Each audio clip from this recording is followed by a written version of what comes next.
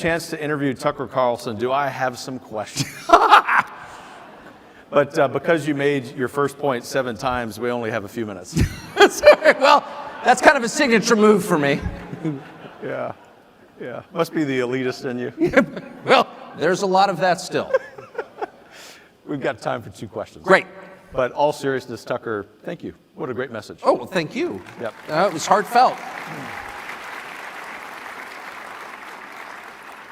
Things go south at Fox News, there's always a job for you at Heritage. Well, you've saved me before, so thank you. We do that for a lot of people very happily. We're not called America's Outpost for nothing. Yeah, think about that. First question, all kidding and sarcasm aside. What do you think over the last 10 or 20 years, whatever timeline you think is appropriate, has changed the most? That is, and I mean that socially and culturally, I don't mean that politically, although you can go there if you want, that has affected everyday Americans' lives? The lack of information. This is so name-droppy, but I can't resist because it's the elitist in you. No, I know, it must be. No, I was actually interviewed Elon Musk this week, and he there said you go. So I know. I was talking to Elon Musk, Elon and I,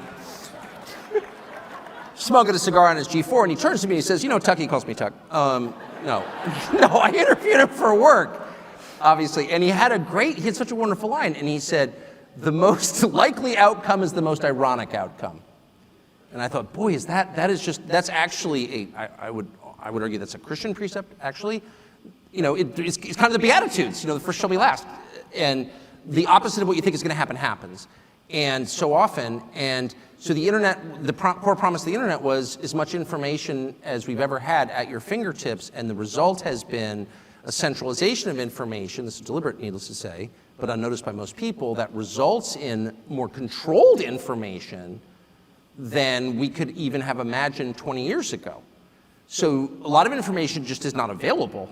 I mean, because it's digital and it's controlled by a small number of companies, the polling suggests that a lot of Americans, and I don't mean like hundreds, I mean hundreds of millions of Americans, have no idea what's going on. They don't know the facts about certain things. That it's not just because they're dumb or they're distracted on their iPhones. The whole point of the iPhone was to inform you, and the net effect has been to make people completely ignorant of the actual facts, like the non-disputed facts about a lot of different things. And you saw this certainly during COVID.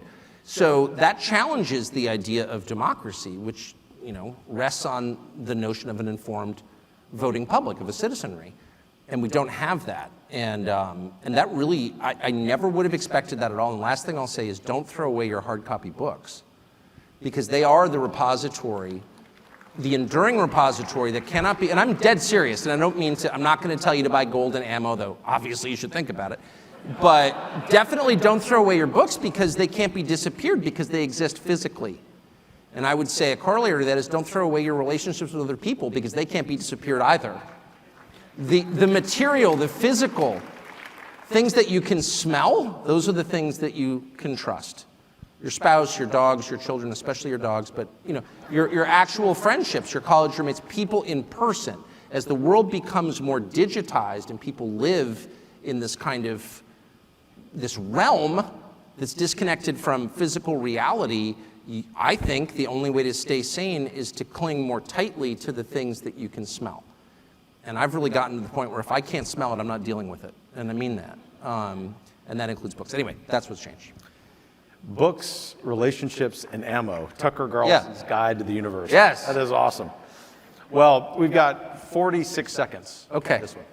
And it's tight because we have 2 real treats, even after you. I talk too much, and my apologies. No, don't apologize. All great. I knew you were going to talk more than you said you would. Every time, ask my wife. And now we're down to 28 seconds. So when everyone wakes up tomorrow, whether they're staying here or they're able to go home, what should be top of mind for them to do in their local community?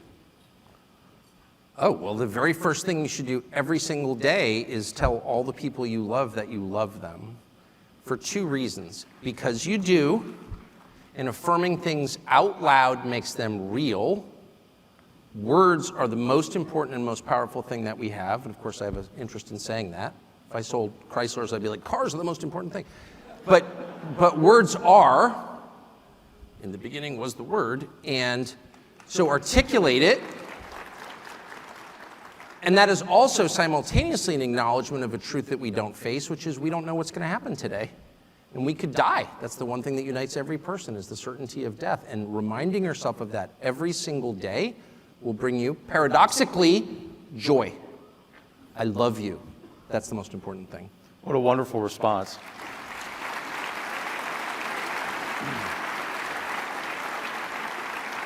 In a lot of ways, that's a fitting way, not for just you and me, to conclude our brief conversation. Sorry. You're never going to live that one. Yeah, well. But in a lot of ways, also a good way for us to conclude this gathering before some additional entertainment. And so I will ask all of you to join me in thanking Tucker Carlson for being here tonight and for what you do. Thank you. God bless you. Thank you. You bet. Thank you.